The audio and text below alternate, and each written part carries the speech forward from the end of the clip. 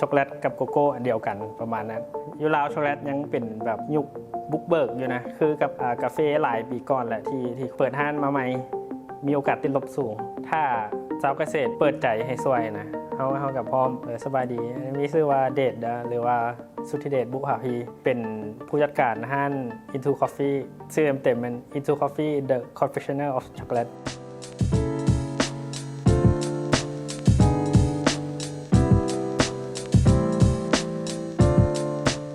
ผู้สอนเริ่มหู้ว่าตัวเองมักอิหลีมันตอนตัวเองเรียนตีได้ลงมือไปศึกษาเกี่ยวกับการปลูกอิหลีมันหลังจากจบเรียนตีมาขอเป็นอาสาสมัครศึกษากับชาวสวนผู้ปลูกช็อกโกแลตนะนำข้าเจ้าระยะหนึ่งก่อนที่จะไปเรียนต่อโทศึกษาแล้วไปเรียนต่อมาปีนึงแหละแล้วก็กลับมาแล้วก็ได้ลงมือลองลงมือส่วนหลายคนก็จะติดภาพว่าช็อกโกแลตกับโกโก้อันเดียวกันประมาณนั้นโบเปิดใจที่จะลองช็อกโกแลตว่ามันรสชาติแตกต่างช็อกโกแลตจะมีน้ำมันมีเสื้อกากาวเนาะหลังจากกากาวนั้นเอามาบดปั๊บเฮ็ดเป็นแท่งเลยจะเรียกว่าช็อกโกแลตแต่ว่าถ้าเอากากาวนั้นมาบดแล้วแยกเอาน้ำมันออกจากเนื้อผงตัวนั้นจะเรียกว่าโกโก้มี2อย่างเนาะข้อดีของช็อกโกแลตก็คือ1มันกินแล้วเฮ็ดให้มีความสุขและการอันที่2ก็คือดีต่อหัวใจช็อกโกแลตจะมีน้ำมันและโกโก้บ่มีน้ำมันตัวน้ำมันนั่นแหละจะเป็นตัวที่บำรุงหัวใจถ้าเป็นใครที่จะมาในสายช็อกโกแลตยูราวนะยูราวช็อกโกแลตยังเป็นแบบยุคบุกเบิกอยู่นะคือกับกาแฟหลายปีก่อนแหละที่คนยังบ่ยอมยังบ่รู้จักดีเถอะนะส่วนหลายเขาจะมีอย่างหนึ่งคือกันถ้าจะมาใส่ช็อกโกแลตได้ก็คือเป็นแพชชั่นอะไรก่อนอินทูเป็นห้างคาเฟ่แล้วก็มีเบเกอรี่หน่อยหนึ่งแต่ว่าที่แตกต่างก็คือเขามีช็อกโกแลตแท่งแล้วก็พวกช็อกโกแลตนามะช็อกโกแลตบอนอย่างพวกนั้นมี2อันเลยที่ผมเชื่อมั่นใจว่าต่างแน่นอนก็คือ1มันจะกลิ่นหอมก่อน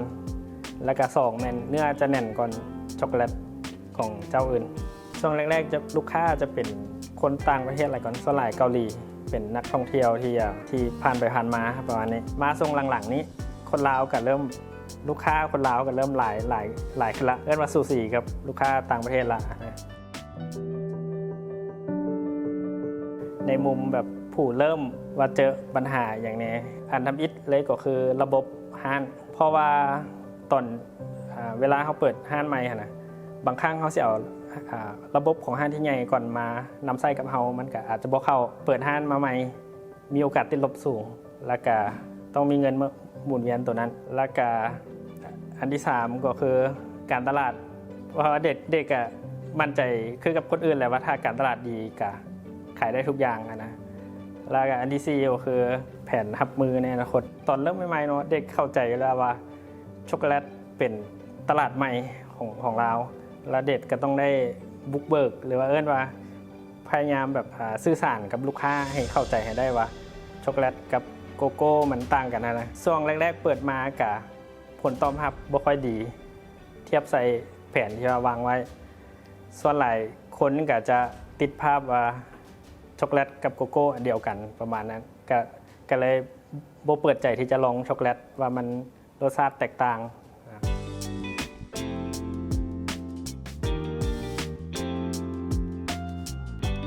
ช็อกโกแลตเนาะอธิบายคร่าวๆว่ามันแบ่งออกเป็น2ฝักส่วนก็คือฝ่ายปลูกกับผลิตภัณฑ์ช็อกโกแลตนี่เปลือกมันสิหนักแล้วมันบ่สามารถขนส่งระยะไกลได้เปลือกจะหนักกว่าแก่นตัวนี้จะเป็นเวียกของชาวสวนที่จะพาแล้วเอาแก่นมาหมักอยู่สวนเลยแต่อินทูจะเป็นหลังจากหมักแล้วเอาเม็ดมาแล้วก็คั่วบดแล้วก็แปะรูปตอนเริ่มต้นเป็นเฮานำเข้าและเดี๋ยวนี้เราพยายามว่าหาส่วนที่มันสามารถมักได้ตรงตามสเปคเพราะว่าขั้นตอนการมักช็อกโกแลตมันเป็นขั้นตอนอันดับหนึ่งเลยที่จะเปลี่ยนรสชาติจากเม็ดจืดๆมาเป็นเม็ดคมๆเดี๋ยวนี้นี่ที่ว่าเห็นมีหลายเนาะประมาณ2ส่วนที่ว่ากำลังปลูกอยู่ก็คืออยู่ปากซองถ้าให้เห็นอยู่เพกนะ สิเห็นว่าเรามีสวนทดลองว่าเรากำลังทดลองปลูกแมนยูหลวงพระบางไอเดียตัวนี้มันบ่แม่นการปลูกเพื่อที่จะขายเม็ดเราอยากสร้างเป็นแลนด์มาร์คเป็นบอนท่องเที่ยวเกี่ยวกับช็อกโกแลตเทือสวนช็อกโกแลตอันหนึ่งเพราะว่าถ้าปลูกอยู่ภายในได้หลายนะมันจะราคาถึกกว่านำเข้าอยู่แล้วแต่ว่าชาวสวนมันต้องอาศัยห้านกาแฟอย่างหนึ่งหรือว่าผู้ผลิตอยู่อย่างหนึ่งบอนที่ว่าคืออินทูก็มีสแตนดาร์ดในการหมักตามสไตล์ของห้านนะชาวสวนก็ต้องได้หมักให้มันได้ตามคุณภาพที่ว่าห้านต้องการสิ่งที่ว่าเด็ดพยายามว่าพยายามอยากสวยแล้วก็ถ้าชาวเกษตรแบบว่าเปิดใจให้สวยนะเขากับพร้อมบอลที่ว่าสูตรหมักเพราะว่าสูตรการหมักนี่มันเป็นขั้นตอนที่จะกำหนดรสชาติอีหลีแล้วมันสำคัญอีหลีถ้าชาวเกษตรหมักออกมาบ่ดีนะเขาเอามาคั่วจังไหนมันก็ออกมาบ่เพอร์เฟกต์อยู่แล้วอันนั้นอาจจะเป็นสิ่งแรกๆที่สามารถช่วยได้ก็คือเรื่องการสูตรเทคนิคสามารถมาล้มกันได้เพราะว่าเขากับ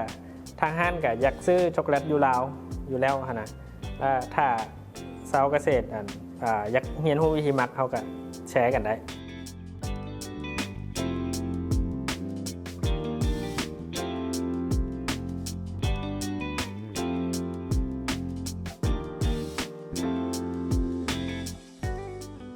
สิ่งที่อินทูกูพยายาม